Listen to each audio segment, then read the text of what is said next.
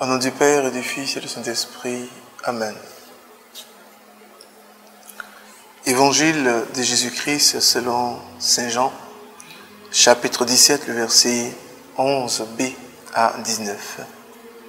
En ce temps-là, les yeux levés au ciel, Jésus priait ainsi. Père Saint, garde mes disciples unis dans ton nom, le nom que tu m'as donné, pour qu'ils soient un comme nous-mêmes. Quand j'étais avec eux, je les gardais unis dans mon nom, le nom que tu m'as donné. J'ai veillé sur eux et aucun ne s'est perdu, sauf celui qui s'en va à sa perte, de sorte que l'écriture soit accomplie. Et maintenant que je viens à toi, je parle ainsi dans le monde, pour qu'ils aient en eux ma joie et qu'ils en soient comblés. Moi, je leur ai donné ta parole, et le monde les a pris en haine, parce qu'ils n'appartiennent pas au monde. De même que moi, je n'appartiens pas au monde. Je ne prie pas pour que tu les retires du monde, mais pour que tu les gardes du mauvais. Ils n'appartiennent pas au monde, de même que moi, je n'appartiens pas au monde. Sanctifie-les dans la vérité. Ta parole est vérité. De même que tu m'as envoyé dans le monde, moi aussi, je les ai envoyés dans le monde. Pour eux, je me sanctifie moi-même, afin qu'ils soient eux aussi sanctifiés dans la vérité. Parole du Seigneur notre Dieu. Bien-aimés frères, bien-aimées sœurs,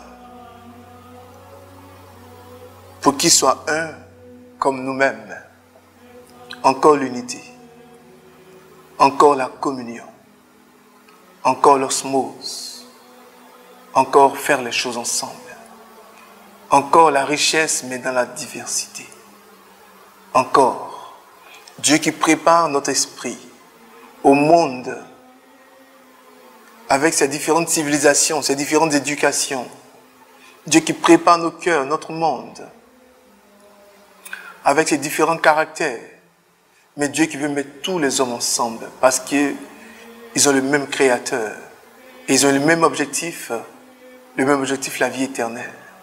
Mais Jésus dit que je les ai tous gardés en dehors de ceux qui vont à leur perte.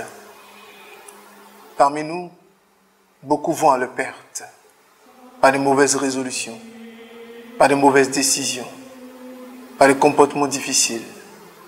Parmi nous, beaucoup choisissent Jésus, même dans leur faiblesse. Et Dieu veut faire grâce à toutes les personnes qui reviennent à lui, malgré leur faiblesse, malgré leur état. Le Seigneur nous initie à la communion. Le Seigneur nous rappelle et nous explique combien la communion dense, la communion vraie, la communion authentique est capable de nous apporter la sanctification. Je les ai sanctifiés dans la vérité. Je n'ai perdu aucun de ceux que tu m'as donnés. Bien mes frères, la communion sanctifie. La communion, vivre avec son frère, vivre avec sa sœur, comme les apôtres ont pu le faire. Ils mettaient tout ensemble. Ils rompaient le pain ensemble. Ils avaient la prière ensemble. Et la parole de Dieu nous dit, au vu de ce qu'ils faisaient ensemble, au vu de leur cœur uni, au vu de leur unité, au vu de leur communion, au vu de leur union, la communauté des chrétiens grandissait et croissait. Voici ce que le Seigneur attend de nous. Une nouvelle Pentecôte. Une Pentecôte d'union, au-delà de nos blessures, au-delà de nos échecs, au-delà de ce que nous pensons. Je peux penser autrement que mon frère. Je peux penser autrement que ma sœur. Ma sœur aussi peut penser autrement que moi. Mais cela ne fait pas de nous des ennemis.